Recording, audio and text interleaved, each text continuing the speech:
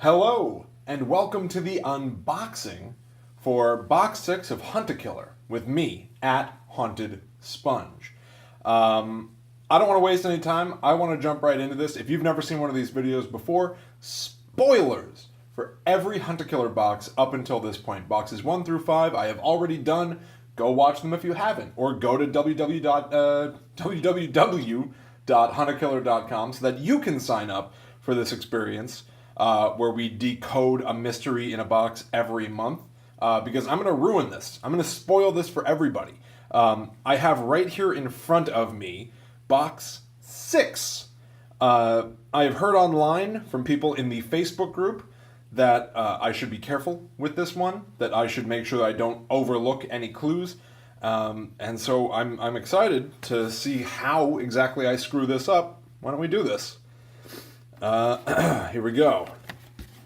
As usual, I've only popped the box to black out my name and address, which means that I have, of course, seen these sort of new flyers in the boxes. Hunt-A-Killer, they posted that they were going to be putting a couple of new things in the boxes this month. I think in every single box we get one of these cards that sort of welcomes us to Hunt-A-Killer and explains the way that things are going to proceed. Here's the section about the analysis, the objects, so the research, physical interaction and tools, warnings about spoilers, how you get help, things like that. It's interesting. I'll actually read this later, but there's that.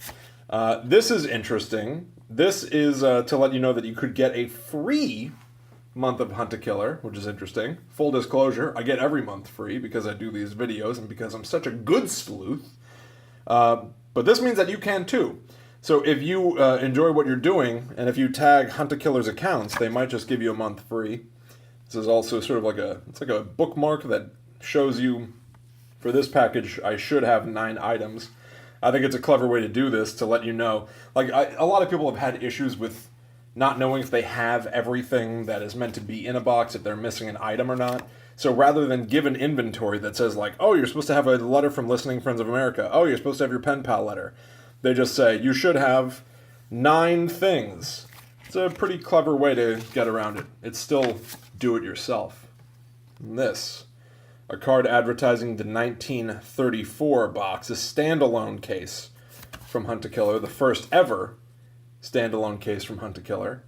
And I believe that I should be receiving one of these at some point. I think that the first round of shipping already went out for some people, so some people already know. But I will catch up eventually. I might bring along some friends for that one. This is pretty cool. A little keepsake. A Hunt-A-Killer pin. Pretty cool. I like that. More desk tools, more writing implements. This time, a highlighter. There's no blood all over it, which I appreciate. Thank you for not needing to splash every writing tool in blood. And here we go. The thing that we are really here for, the latest Listening Friends of America envelope. And this is interesting. For the first time since Box 2, I want to say, this has been inspected, supposedly, by Jacob Nilsson, I'm guessing. I also do want to point out that it seems like they have finally stopped using a vendor for their inspection labels. I have no phone number to call to bother some random company or anything, because this is just a package ID number, whatever. Maybe it means something, maybe it doesn't. I'm guessing it doesn't. Anyway, prove me wrong, but here we go. So this is the items of the envelope. Looks like, yes, indeed, we do have a letter from Listening Friends of America, signed by Jacob Nilsson, so he's still in the mix. Weirdly, I guess he is the head of the Darlington facility, and he's also inspecting packages, JN. This looks like some sort of an invitation. What is this? Grace and faith. Enter for fellowship and worship. It's like a prayer card. In memoriam. Mary Beth Anna James, caring mother and loving wife. December 10th, 1938 to November 25th, 1976. Christmas. Bummer. What else have we got? blue letter. Did we have a blue letter previously? Yeah, we did. Oh, then I know what this is. I know what that is. That is continuing the story of our new fascination, Charlotte. Is that her name? Is that right? And our new pen pal letter. Watch me struggle with this. Oh my god, I'm always horrible at these. And then I think I always end up doing exactly the same thing, which is just go ahead and rip it open with my bare mitts. I'm too strong to wait. Too strong to sit around. Which actually I think I just did what I was warned not to do. I think I heard something fall. But whatever. I'm going to keep something a secret actually, because here's our pen pal letter, but I'm just going to kind of glance at it. When he died, my father left me clinging to chaos. John William James, you and me both, baby. What is this? Ooh, miss you, Dad. Jacob Nilsson's, I guess, authorized this package. I'm going to treat this like an example of something I should not just blindly rip open.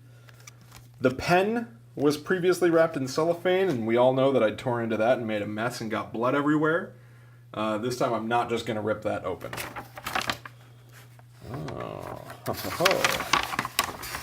And is this the final item? Yeah, final item. I have a little like luggage lock. This feels very escape room-y. 3-digit code to open the lock, but to what end? It doesn't look like they've modified it really. It looks like a normal lock. And it is locked. Is it 000? No, it's not. I'm going to make sure that I didn't drop something, because yeah, I was warned to be careful, and I was not careful. So let's see.